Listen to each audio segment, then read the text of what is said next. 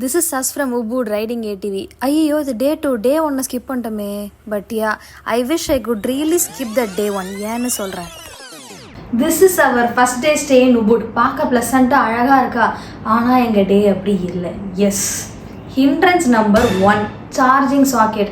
ஏர்போர்ட்லேருந்து ஒரு 30 kilometres travel பண்ணி வந்தோம். ஆல்ரெடி இந்த சார்ஜ் கம்மியாக தான் இருந்துச்சு. அந்த ட்ராவலில் இன்னொரு 40%, ராகுல் 20% ஆகிப்போச்சு. ஓகே, சார்ஜ் போடலான்னு போனால் அங்கே சார்ஜிங் சாக்கெட் வேறு மாதிரி இருந்துச்சு, சர்க்கிளாக இருந்துச்சு.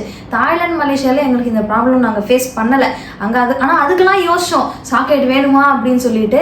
இதுக்கு நாங்கள் அதை பற்றி பெருசாக யோசிக்கல. யாரோ பாலி ட்ரிப் போகிறீங்களா, இதெல்லாம் நோட் பண்ணிக்கோங்க, இதெல்லாம் எடுத்துக்கோங்க அப்படி இப்படின்னு சொன்னாங்க. ஆனால் இந்த ஒரு விஷயத்தை யாருமே சொல்லவே இல்லை. ஒரு மாதிரி பயங்கரமாக ஃப்ரஸ்ட்ரேட் ஆகிட்டோம் நாங்கள்.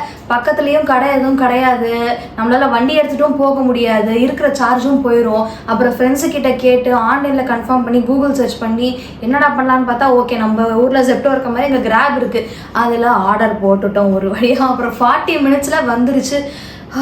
ரிலாக்ஸ் ஆகிட்டோம். ஓகே, ஒரு அழகான வீடியோ எடுக்கலாம், ஸ்டோரிலாம் போடலாம்னு சொல்லிட்டு ஸ்டோரி போட்ட அடுத்த நிமிஷம் என்ன ஆச்சு தெரியுமா?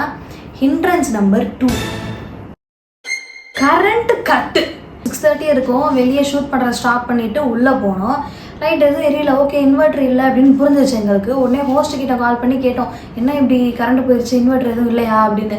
இல்லை சாரி, இங்கே அதெல்லாம் எதுவுமே கிடையாது, இதை 1 வீக் அப்பப்போ இப்படி தான் ஆகிட்டு இருக்கு, அட்ஜஸ்ட் பண்ணிக்கோங்க, ஒரு 2 to 3 ஹவர்ஸில் வந்துடுவோம் அப்படின்னாங்க. ஓ மைண்ட் ஃபக், செம்ம டென்ஷன் ஆயிடுச்சு. ஓகேன்னு கூகுளில் நாங்கள் சர்ச் பண்ணி பார்த்தோம்.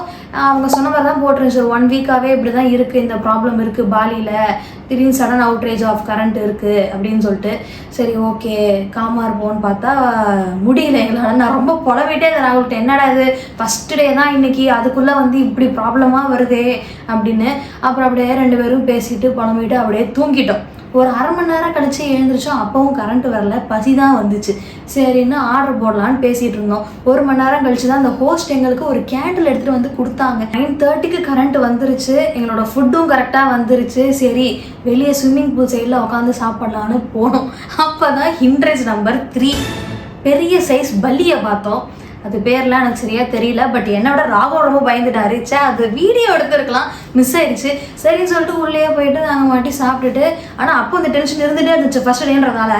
அப்புறம் சாப்பிட்டு முடிக்கிறப்போ ஓரளவு கொஞ்சம் காம் ஆகிட்டு 2 பேரும் படுத்துட்டோம். டே 2 நல்லபடியாக இருக்கும் அப்படின்ற ஒரு நம்பிக்கையில் அன்றைக்கி படுத்தோம். அதுக்கப்புறம் எல்லாம் நல்லா தான் போச்சு. நெக்ஸ்ட் vlogல பார்க்கலாம்.